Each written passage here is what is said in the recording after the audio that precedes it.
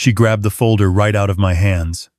Didn't ask, didn't wait, just reached across the kitchen table where I was still sitting, where my wife's coffee mug was still sitting, and pulled those papers like they already belonged to her.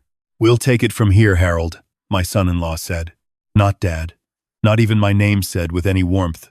Just Harold, flat and final, like I was a contractor they were dismissing. That was the day after we buried my wife of 41 years. I want you to understand something before I tell you the rest of this story. I'm not a man who complains. I'm 67 years old. I grew up in a small house in rural Ohio with parents who worked double shifts and never once asked for sympathy. I built my landscaping business from a single truck and a borrowed mower into a company with 32 employees and contracts across 3 counties. My wife, Carol, she worked beside me for the first 15 years before the business was steady enough that she didn't have to anymore. We built everything together, every single thing. And our daughter, Melissa, she never wanted for anything, not a thing. We paid for her college. We paid for her wedding, a wedding that cost more than my first truck and my first year of payroll combined. When she and her husband Derek moved to Charlotte, we helped with the down payment on their house. When Derek's investment opportunity fell through 2 years later and they needed a bridge loan, I wrote the check without blinking. Carol always said I was too soft. She said it with love, but she meant it. I suppose she was right. Carol was diagnosed in March. By October, she was gone. 7 months. The doctors said the cancer was aggressive, that even if we'd caught it earlier, the outcome likely wouldn't have changed. I held her hand every day. I slept in a chair beside her hospital bed for the last 3 weeks because I couldn't stand the thought of her waking up alone in the night. When she passed, it was quiet. She just stopped breathing while I was telling her about the oak tree in our backyard, how the leaves were finally turning that deep orange color she always loved. I drove home alone that morning and sat in the driveway for a long time. Melissa and Derek arrived the next afternoon. I thought they were coming to grieve with me, to sit together and remember Carol, to go through the motions of loss the way families are supposed to. But Derek had brought a briefcase. They sat me down at the kitchen table, and Derek opened the briefcase and started spreading out documents, legal documents, pages and pages of them. He explained, in that slow, careful voice people use when they think you're either stupid or old, that he had spoken to an estate attorney, not our family attorney, a different one, and that there were steps that needed to be taken quickly to protect the assets and minimize estate taxes and ensure a smooth transfer of the business. I remember thinking, my wife has been dead for 26 hours. The business transfers to Melissa, Derek said. The house too, obviously, given the valuation. We'd want to keep everything together to avoid probate complications. He slid a page toward me. This just confirms the structure. Our attorney drafted it last week. While Carol was still alive, I didn't sign anything. I told them I needed time. Derek's expression flickered just for a second, just a twitch around his jaw before he put the smile back. Of course, he said, take all the time you need. But I noticed he didn't put the documents back in the briefcase. Here's what Derek didn't know, and what I hadn't told Melissa yet, because Carol and I had agreed together that the timing needed to be right. 3 years earlier, when Carol first started feeling unwell before the diagnosis, when it was just a feeling, just that quiet instinct she had, she sat me down and said, Harold, I want us to be smart about this. She had always been the smart one. I was the worker. She was the thinker. She said she wanted to restructure how our assets were held, not because she distrusted Melissa, but because she had serious doubts about Derek. She'd had them for years. She just never said it plainly until then. He married her for comfort, Carol told me, not for love. And when there's money involved, comfort seekers become a different kind of animal. We sat down with our attorney, a man named Paul Whitfield, who had handled our legal affairs for 20 years, and we restructured everything. The business, the house, the investment accounts, all of it moved into a family trust. Carol and I were co-trustees. The trust had a successor structure, and it had conditions. I won't go into every legal detail because Paul spent 3 hours explaining it to us and I still only understand about half of it. But the part that matters is this. The trust was designed so that Melissa would eventually benefit from everything, the full value of the business, The house, the accounts, all of it, but only under specific conditions. One of those conditions was that I, as the surviving trustee, had to certify each year that I was living comfortably, independently, and without undue pressure or interference from any beneficiary or their spouse. If I couldn't certify that, or if Paul's office received a documented complaint from me, the distribution to Melissa would be paused. And if I filed a formal statement of elder coercion or financial manipulation, the entire trust would bypass Melissa entirely and transfer to a list of charitable organizations that Carol had chosen herself. The Humane Society, a children's literacy fund, a veterans housing nonprofit. Carol had done her homework. Paul had a copy of everything. His office had instructions, and neither Melissa nor Derek knew any of this existed. I didn't sign Derek's papers. Over the next week, the temperature in the house changed. Melissa stopped asking how I was doing. Derek started referring to the business accounts in ways that implied they were already his. We'll need to look at the Q4 contracts. We'll need to talk to the bookkeeper. We should probably let the foreman know about the transition. He said we when he meant I. He said transition when he meant takeover. Then, 9 days after Carol's funeral, Melissa came to me alone. Her eyes were red. I thought maybe she was finally grieving, finally feeling the weight of losing her mother, and my chest opened up with something like relief. I stood up to hold her. She stopped me with a raised hand. Derek thinks you should move to a smaller place, she said. Something more manageable. His parents have a condo development in Raleigh, and there's a unit available. 1 bedroom, nice community, close to amenities. She said amenities the way people say it when they mean you'll have everything you need and nothing more. The house is just too big for one person, Dad. And the business, you can't run it yourself. You're 67. I sat back down. This is my home, I said. It's a trust asset, she said. And the way she said it told me that Derek had been coaching her. She didn't even know what a trust asset fully meant. I could see it in how she held the words carefully, like she was carrying something she hadn't been told the full weight of. Who told you about the trust? I asked. Derek found the filing. He had someone look into it. She sat down across from me. Dad, we just want what's best for everyone. If you sign over the trustee role to Derek, everything becomes cleaner, simpler. Sign over the trustee role to Derek. I thought about Carol, about the way she'd looked at me across Paul's desk when we signed those documents, like she was giving me a gift she hoped I'd never need to use. I love you, she'd said in the parking lot afterward.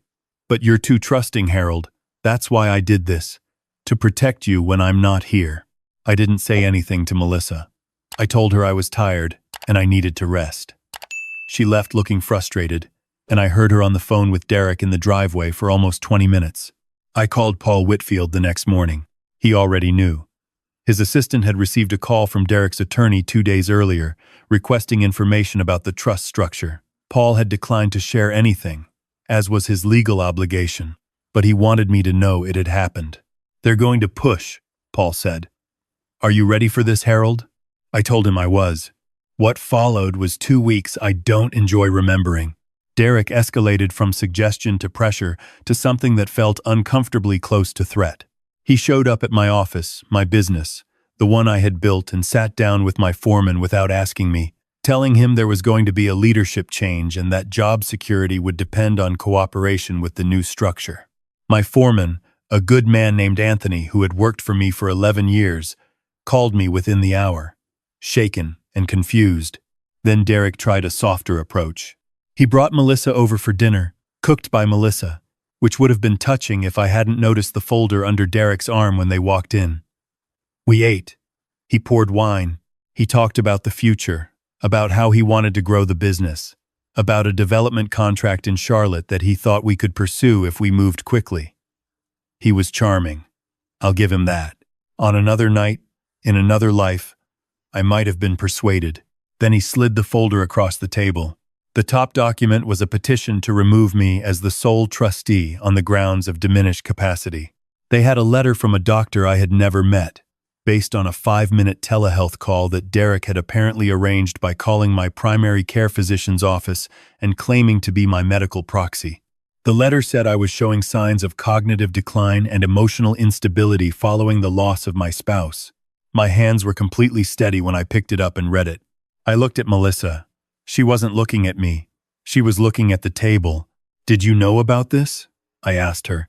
She didn't answer, which was its own answer. I stood up. I picked up the folder. I walked to the front door and opened it. "You need to leave my home," I said. Derek started talking. Something about legal process and our best interests, and not wanting things to get adversarial. I didn't respond. I held the door open and looked at the driveway. He left. Melissa followed him without looking back, and the sound of their car pulling away was one of the loneliest sounds I have ever heard.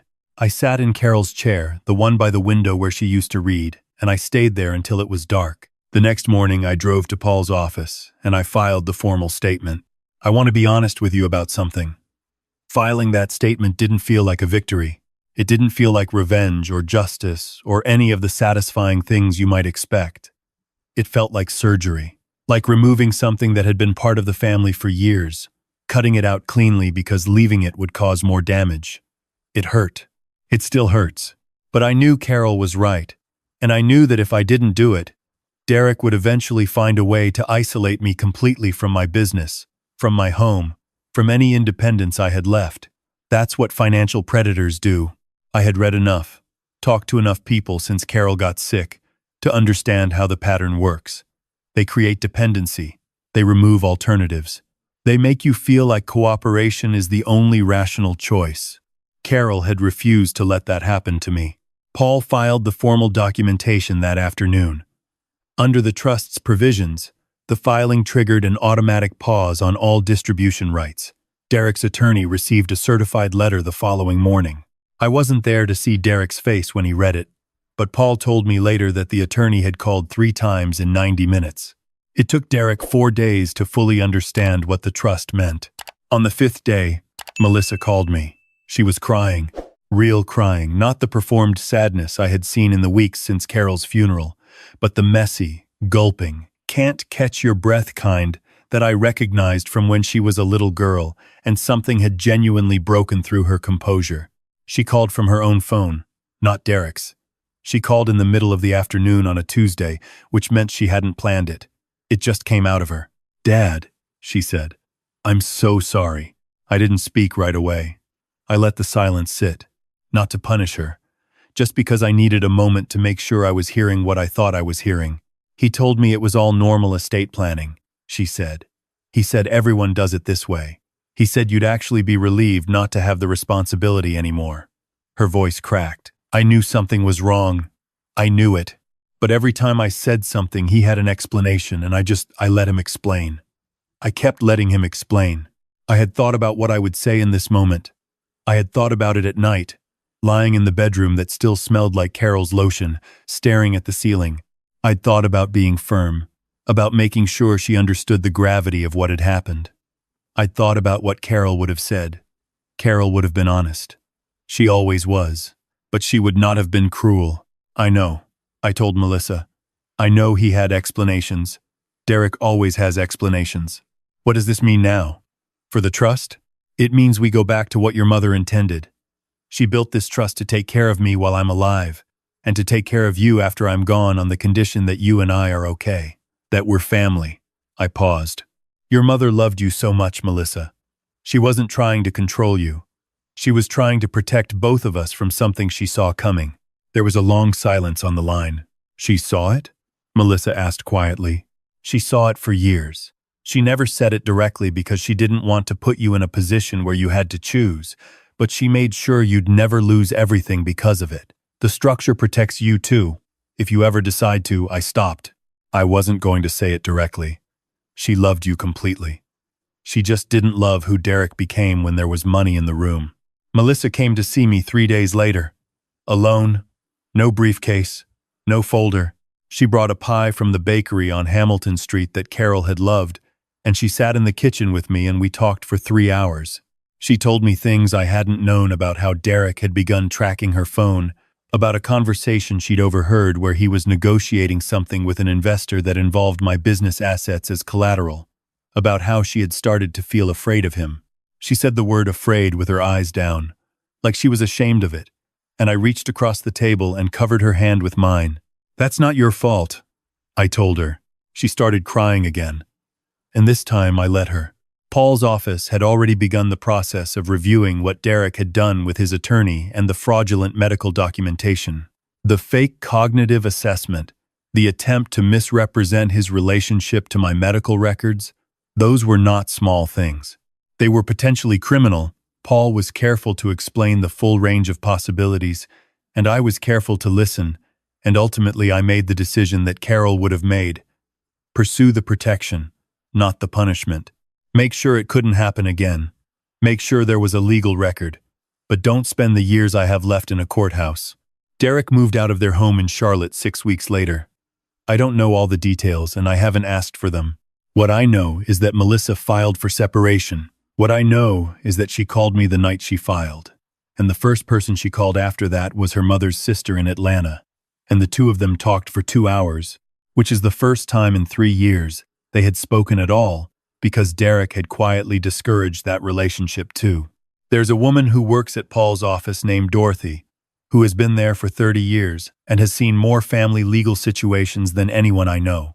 When all of this was wrapping up, she said something to me in the hallway that I've thought about almost every day since. She said, "The people who build real things always have more left over than the people who try to take them think." I think Carol knew that. I think she built the trust the way she built everything, with patience, with care, with an eye on what she could see coming, even when she didn't say it out loud. She gave me a way to protect myself and a way to protect Melissa, in the same document, with the same structure, because that's how Carol thought. Not either, or both. The oak tree in the backyard turned orange again this fall. I stood at the kitchen window on a Saturday morning with my coffee and watched the leaves come down. And for the first time since Carol passed, I didn't feel the silence in the house as something heavy. I felt it as something that belonged to me, something I had earned. The business is mine. The house is mine. My foreman Anthony still comes in early on Mondays, same as he always has. My 32 employees still show up. The contracts are still running.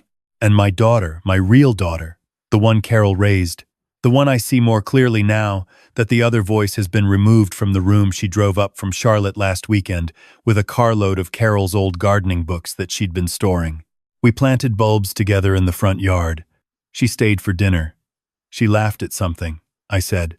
One of those full laughs she used to have when she was young, before life and a bad marriage worked on her. I heard Carol in that laugh. I always will. If you are a parent watching this, and you are building something, a business, a home, a life, please hear me when I say this. Document it. Structure it. Sit down with an attorney you trust and ask the hard questions about what happens when you're no longer there to explain your intentions. Not because you expect betrayal, not because you don't trust your children, but because love is not a legal document, and good intentions do not survive probate on their own. Carol gave me a gift I didn't know I needed until I needed it desperately. I have no idea where I would be right now if she hadn't been watching out for me, even from 3 years away, even from the other side of the worst morning of my life. Take care of the people you love, and be smart about it. That's all I've got for you today. If this story stayed with you, please share it with someone who needs to hear it. And if you have your own story of fighting back, of holding on, of someone who looked out for you when you couldn't look out for yourself, I'd love to read it in the comments. I read every single one. Take care of yourselves, and take care of each other.